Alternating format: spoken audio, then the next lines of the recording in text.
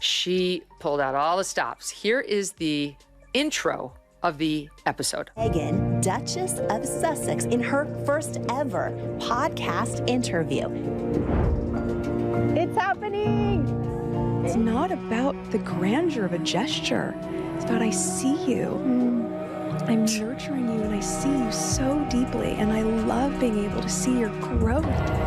Of all things, it's making me emotional. I have full body chills right now. For them to be able to look back and go, oh my gosh, she has loved us so much. Why don't you like her? Let me count the ways. There's nothing I like about her. She is a malignant narcissist who cannot get enough of herself while she simultaneously plays the victim. My castle's too small. Yeah. The queen is mean to me. They won't let me call myself Her Royal Highness anymore, but I'm gonna put it all over my stationery and on the gifts that I give to my friends, while she never stops whining. And at the same time, I'm getting all worked up. I'm a founder. I'm over it. She's not important. She married for money. It's very clear. She bagged the elephant. She was thrilled she became a, quote, princess. Well, you... Welcome back to All Star Buzz. Thank you for joining us. Now, let's begin. She cued the music, dimmed the lights, and brought out the whispery voice, but forgot the tears. Meghan Markle launched her podcast with what she thought was a heartfelt moment, but what came across was more soap opera than sincerity. She tried to paint herself as a woman overwhelmed by love, growth, and motherhood, whispering emotional lines like, I see you, I'm nurturing you. But the real drama wasn't in her words. I admire Harry for going to Afghanistan. Anybody who's had military service, I can only criticize so much because I haven't. And there's nothing that compares to military service. But they're ridiculous after that. They want it both ways. You know, you can't be, these people were so mean to us and poor us, and we don't want all this attention, and then let me write a book about how much we don't want attention. It was in what was missing, actual emotion. No tears, no cracking voice, just perfectly timed sniffles and long pauses that felt like rehearsals for a role she forgot to land. This wasn't an outpouring of grief. This was a performance, and the internet smelled it instantly. People weren't touched, they were confused. Why did it feel like a scene straight out of a Hallmark movie, but without the charm? Meghan came in with royal titles, velvet vocals, and a podcast team who clearly knew their way around a soundboard. But the result? Cringe. So contrast all of that with the way she talks about H and their relationship. Here is it. Is it 46 or 47, Lauren? You choose. That his heart is even more beautiful. I love that your eyes are sparkling right now. Oh. Oh my God. Dan, I threw up in my mouth.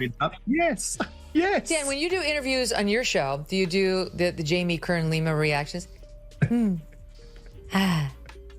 Yes. Oh my God, there's something wrong with her. What? Wow, who communicates like that? She's the only thing saving Meghan Markle, because between the two, she's even weirder. But Meghan Markle, this is a tell. Okay, this is a tell. It's the same way on Valentine's Day. You see people post like, my rock, my life partner, the person who saved me. Guaranteed that guy is cheating on her and she knows it. It felt less like a podcast and more like a promo reel for her Branda dramatic audition, missing only the camera zoom. By the way, before we continue, don't forget to like this video and subscribe to the channel. It really helps us grow and share more intriguing stories. Now let's continue. Meghan some credit, but not a lot. Because they want to be seen as this modern couple, way hipper than the other stuffy ones in the family. Okay, then go all the way and say it. Say, we're not just taking a step back from royalty, we're renouncing the whole outdated, racist, anachronistic lot of it. We're saying loud and proud, what is this that some people are royal? You want to be modern and woke and all that? You want to get rid of politically incorrect words? How about Your Highness? What? Because what happened next? Let's just say Meghan's emotional moment didn't just raise eyebrows, it set off a firestorm. And that fire was just getting started. Next up, let's talk about the woman who lit the match. While Megyn was busy perfecting her emotional pauses, Megyn Kelly stepped in and tore the whole act to shreds. No sugarcoating, no sympathy, just a straight-up verbal demolition. When she married Harry, the press was wonderful for her. The British people loved Harry, and they were delighted to see him so happy and in love, and she was playing the role of demure, supportive partner to a T. I mean, very well. It wasn't until she started to make her positions clear and continuously play the victim from the palace that people started to get a feel of who she really was, and then the public opinion turned, and so did the press. She called Megyn a malignant narcissist, someone obsessed with herself while constantly playing the victim. Think about that. Megyn says she doesn't want attention, yet here she is crying on a podcast with a production team and dramatic editing. Kelly mocked everything from Megyn whining about her castle being too small, to her obsession with titles like Her Royal Highness, even after stepping away from royal duties. According to Kelly, this isn't vulnerability, it's manipulation wrapped in designer packaging. She didn't hold back either. She said Megyn married for money, fame, and power, and now wants to rebrand herself as a modern fairy tale heroine. They just strike me as creatures of that generation. You know, you're just fragile. You know, just take a hint from the Queen, the recently departed. Never complain, never explain, and rarely be heard speaking in public. You're complaining about your hard life, and you're so privileged. It's just so weird. It's ridiculous. I totally agree. But it wasn't just a personal attack. Kelly picked apart the strategy. Megyn's brand is pain. Her power move is victimhood. And this podcast was just another tool in the toolbox, a glossy, staged cry for sympathy. Kelly compared it to emotional branding, like selling sadness the same way you'd sell skincare. It's not about healing, it's about headlines. And while Megyn tried to look soft and relatable, Kelly made sure to sharpen every word like a dagger. But that wasn't the only takedown. Because as Megyn's fake tears made their way across screens and sound waves, someone else was loading the sarcasm cannon, and his aim was deadly accurate. Enter Bill Maher, who didn't just fire shots, she brought the whole flamethrower.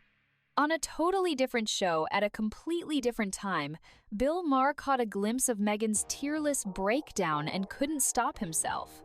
You couldn't avoid the promo for this summer if you turned on your television. Trying to get her back into people's minds so she can relaunch her career, maybe improve her likability factor. Well, it's not working.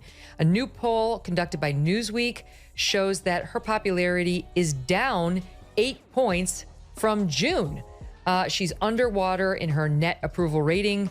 33% of people reported their dislike for her. 31% said she was okay to them. I guess the rest don't have an opinion. But she's going in the wrong direction. Harry's liked by a few more, but they're still both disliked. And so you tell me whether it is possible at this point to rehabilitate Meghan Markle. He didn't need to study it, dissect it, or analyze it like Kelly did. He just laughed, and then he roasted. He mocked Meghan's entire act with the energy of someone stuck behind a Prius doing 20 in a 60. His sarcasm hit hard, saying she came off as fragile, performative, and completely tone-deaf.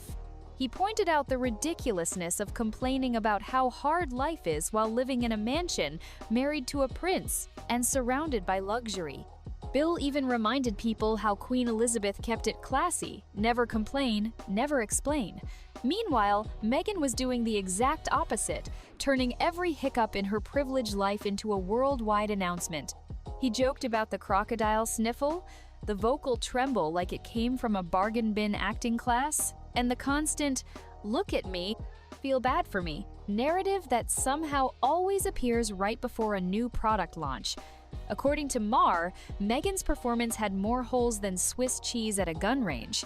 And here's the kicker: Bill didn't shout, didn't rage.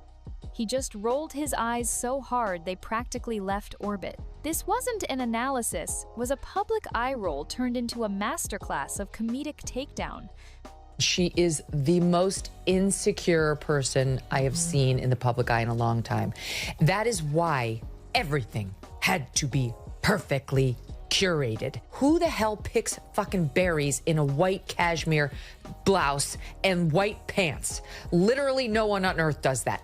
And like this garden, which is like the most over the top. Like we're all supposed to go, Maureen, to make our breakfast in the morning out to our gardens and pick our berries, our raspberries, our strawberries, our blueberries, our snozberries, and cut our mint, and then cut our flowers that are edible. But don't worry, she's a woman of the people. You can grow those just on your windowsill at home in New York, your edible flowers. And don't forget your local beekeeper. Yeah. Your local beekeeper. Oh, yeah, because she has a bee hive, which she goes to. That's how they open the whole series with her bees. And like, don't worry, if you don't have this, just go to your local beekeeper. Clearly, we're living in different worlds. No tears, no pity, just brutal honesty dressed as jokes. But the real twist? These two media giants didn't plan this attack. They just saw the same thing and called it exactly what it was. And that's when things got really interesting. See, Megyn Kelly and Bill Maher don't exactly sip tea together. They're from totally different world zones, conservative, the other's famously anti-establishment. But somehow, without ever picking up the phone or sharing a stage, they both took one look at Meghan Markle's tearless meltdown and had the exact same reaction, "Ma'am, no." It wasn't a debate. It wasn't even a coordinated takedown.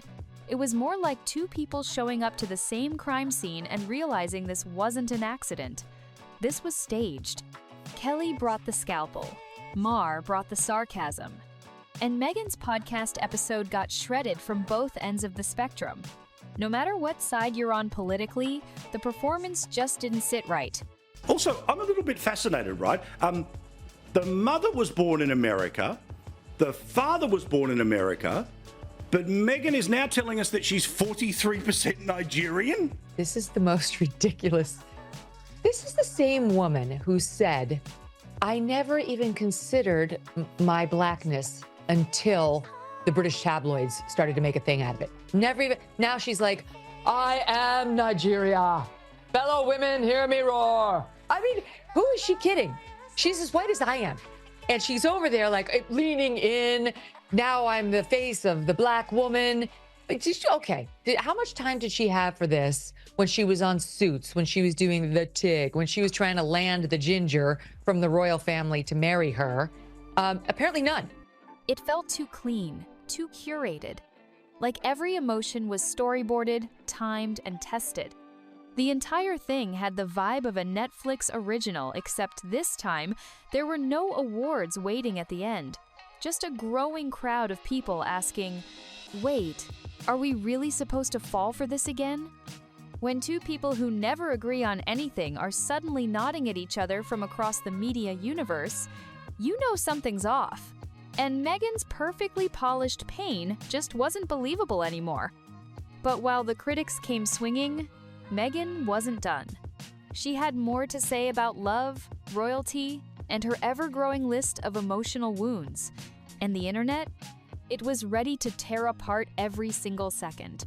So then came the part that really made people gagger over-the-top love talk about Prince Harry. Meghan didn't just say she loved him, she went full fairy tale. She called his heart more beautiful and gushed so hard, listeners wondered if they'd accidentally tuned into a romance novel audiobook. Her guest even said, "Your eyes are sparkling right now." And someone on the panel? They straight up admitted they threw up in their mouth a little. It wasn't just awkward, it was unbelievable. Who talks like that outside of a rom-com script? And that's the problem. Everything Meghan said, every expression she made, felt like it was pulled from a script. No one's eyes sparkle that hard in real life unless you're standing in front of a ring light and an acting coach. I said it's ridiculous that one human being, this is something liberals especially should believe, that you don't call another human being Your Highness? Are you kidding me? Come on, Bill, try it. No. And, you know, although I do, personally, I like Charles. I always thought he was a smart guy. He had some really good issues. You know, I thought they made fun of him. You know, he gave him some ammunition for that, but no public person doesn't. But, you know, why even have this? And I know there are reasons. Enjoy it, whatever. This was the moment people really started seeing the pattern. Megyn wasn't just telling a story, she was performing one. A dramatic one, a glossy one, and, for many, a fake one. It was the same energy you see from people who post those Valentine's Day captions like, "My rock, my soulmate, my forever," and everyone in the comments knows that couple's hanging on by a thread. Even the internet couldn't let it slide. Drama students on Twitter said she wouldn't even make the cut for local theater. It wasn't grief. It wasn't love. It was staged, rehearsed, and packaged for Spotify. And then, Megyn Kelly came back swinging. And this time, she wasn't just calling it fake. She was calling it designed. Megyn Kelly didn't just criticize Meghan's words, she picked apart the entire blueprint behind them. She said what so many were thinking. This wasn't real emotion. This was graphic design, carefully storyboarded sadness made for streaming. Kelly painted a picture of Megyn planning her podcast like a movie scene, mapping out where to sniffle, when to let her voice wobble, and exactly when to pause for dramatic effect. It was like watching a true crime documentary, except the only thing missing was actual evidence of emotion. She pointed out something huge. When real people cry, they don't think about lighting, background music, or if their mic is picking up the perfect sob. They just cry. But Megyn's performance hit every emotional beat like she was auditioning for Trauma, the musical. The crying wasn't the only issue, it was the full production. The sadness was polished, the pain was curated, it had been focus grouped and fine-tuned like a skincare launch. And Megyn? She played her part to perfection except for one thing. The tears never came. Kelly questioned everything. Why is someone who supposedly hates attention doing emotional monologues in front of a full crew? Why is every vulnerable moment wrapped in soft piano and glowing filters? And why does every dramatic reveal land right before a new business move? This wasn't catharsis, it was content. And Megyn was the star, the director, and the brand, all rolled into one. But the audience? They were no longer buying the act. And another voice was about to make that even clearer. As if Megyn Kelly's scalpel-sharp dissection wasn't enough, the universe decided to add more fuel to the fire with a fresh blast of sarcasm from Bill Maher. Now, Bill didn't get into the technical breakdowns like Kelly did. He didn't need to. He saw Megyn's cry-on-cue moment and tore into it like it was a badly written comedy sketch. With his classic eye roll and deadpan delivery, he turned the whole thing into a punchline. But underneath the jokes, brutal truth. He slammed the hypocrisy. 1 minute, Meghan and Harry are saying they want privacy. The next, they're writing books, doing Netflix specials, dropping podcast episodes with dramatic music and emotional backstories. Maher called it out as performative nonsense. He even joked about the late Queen Elizabeth's motto, "Never complain." Never explain, and said Megyn does the exact opposite. Always complain, constantly explain. He called her out for trying to be a modern victim while living a life of extreme privilege. The royal title, the million-dollar homes, the global spotlight. Yet she still wants sympathy like she's struggling to pay rent. And he didn't stop there. He said her entire act voice cracks, fake sniffles, emotional brand launches as scripted as a reality show. He compared it to an emotional moat filled with crocodile tears and said even average Americans, no matter how polite, can spot a breakdown that's clearly staged between a skincare ad and a podcast deal. Maher didn't just poke fun, he ripped the mask off. And with him and Kelly both dragging the act from two different corners of the media world, Megyn's emotional empire started to crack. But the damage didn't stop there. The numbers spoke louder than any joke. Then came the cold, hard reality check. The numbers. No matter how carefully Meghan Markle crafted her image, the public wasn't buying it anymore. A new Newsweek poll revealed her popularity had dropped again, down 8 points since June. Her net approval rating? Underwater. Only 33% of people said they disliked her, 31% were neutral, and the rest? Probably just tired of the drama. It wasn't just Meghan. Prince Harry's numbers weren't great either, slightly better, but still low. The public opinion was clear. The royal rebrand wasn't working. The more they talked, the more people tuned out. The emotional performances, the victim narratives, the endless content rollouts, it was all starting to feel like noise. And that's the real hit here. Meghan wasn't getting backlash just from commentators like Kelly and Maher. She was losing ground with everyday people, voters, listeners, viewers. People who once supported her were now saying, "Enough already." What's worse? The question that started floating around, is it even possible to fix Meghan's image now? With every emotional reveal, every carefully crafted, vulnerable moment, the trust gap gets wider. The sympathy she once had is wearing thin. And here's the poetic twist. Kelly and Maher might disagree on everything else in the world, but on this? Total agreement. That's not politics, that's universal eye-roll energy. But even with public opinion dropping and critics circling like sharks, Meghan still hadn't responded. No interviews, no statements, just silence. The kind of silence that speaks volumes. And while Meghan stayed quiet, the internet got louder. People didn't need a palace, scandal, or secret tapes to know something was off. They just watched the same polished performance again and again. A new podcast, a new reveal, another emotional monologue, followed by a brand launch, a Netflix deal, or a magazine cover. It was becoming predictable. Too predictable. This wasn't the first time Meghan had rolled out the emotional roller coaster. We've seen it all before. The Oprah sit-down, the crying on the couch moments, the perfectly lit photos of her staring pensively into a fireplace. And now, podcast tears with no actual tears. Every time the story is the same. I was mistreated, misunderstood, silenced, and every time, it's followed by a sales pitch. Megyn Kelly summed it up perfectly. This isn't pain, it's packaging. Emotional branding thick enough to butter toast with. And that's what's making people so suspicious. The public isn't heartless, but they're not stupid either. They've seen this movie already too many times. Now, when Meghan opens up, people aren't leaning in, they're reaching for the remote. It's not about one fake cry, it's about the pattern. Every time Meghan gets vulnerable, there's a product in the background, a Spotify deal, a new docuseries, something to click, stream, or buy. People started asking the real question, is this still storytelling? Or is it just monetizing misery? And if that's the case, where does the pain and the marketing begin? It only got messier from there. Meghan didn't just present herself as a victim, she began reshaping her entire identity. Out of nowhere, she started claiming she was 43% Nigerian. That's right.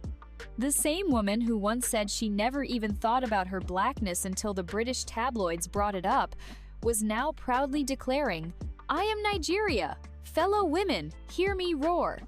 People were stunned. Where did this come from? And more importantly, why now? This sudden identity shift had critics calling it exactly what it looked like. Another calculated move. When was she Nigerian during Suits? Or while she was blogging about wine and style on the TIG? Or when she was chasing a royal title in the most traditional white-dominated institution in Europe? The timing was too perfect to ignore. Another podcast episode. Another emotional truth. Another marketing moment dressed up as a personal revelation. Megyn Kelly ripped this apart too. She said Meghan's transformation wasn't about pride, it was about PR. A strategic switch to build a new image. tap into a new audience, and add another layer to the brand of wounded royalty meets global citizen. It wasn't empowerment, it was convenience.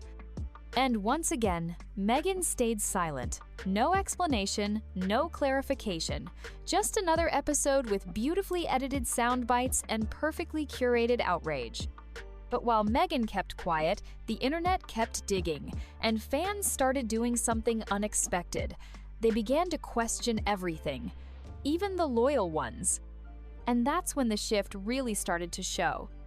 Even Megyn's most loyal followers, people who defended her through the royal exit, the Oprah interview, the Netflix doc, started asking uncomfortable questions.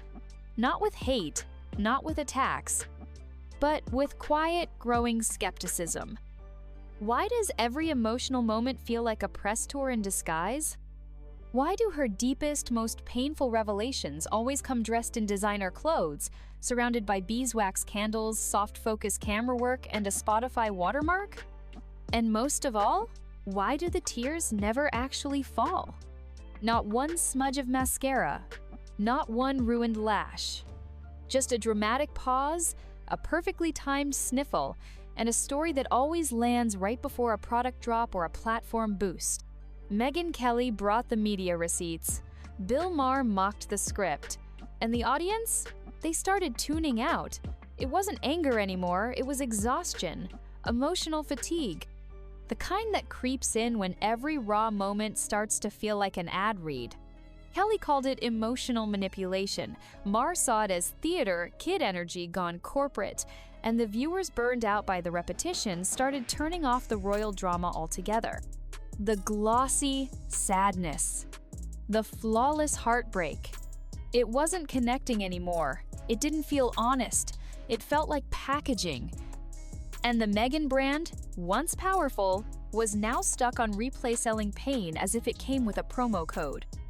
But even with the narrative crumbling, there was still one final brutal truth left to face. One that no PR campaign could hide. That final truth? Authenticity doesn't age well when it's been overproduced. Meghan Markle's emotional strategy had reached its limit. The tearless cries, the scripted pain, the luxury-wrapped trauma all started to rot under the spotlight. People weren't buying it anymore because they've seen the curtain pulled back too many times. And now? They're calling it what it is: emotional bankruptcy. The audience has changed. They don't want candlelit confessions from a Montecito mansion. They don't want another story about struggle delivered in a cashmere sweater and heels. They want realness, not a performance with lighting cues and soft piano. Even the silence from Megyn's side didn't help. No response, no pushback, just quiet, while the world kept laughing, criticizing, and rolling their eyes. And here's the real sting. This wasn't about politics. It wasn't conservative versus liberal. It was bigger than that. When both Megyn Kelly and Bill Maher, two people who probably couldn't agree on lunch, end up side-eyeing the same exact act, you know it's not about sides. It's about seeing through the nonsense. Megyn's mistake wasn't crying. It was turning pain into a product, vulnerability into a business model. She branded grief like a skincare line, and the world caught on. If you enjoyed this video, don't forget to hit the like button and subscribe to this channel. Also, drop your thoughts in the comments. See you on the next one.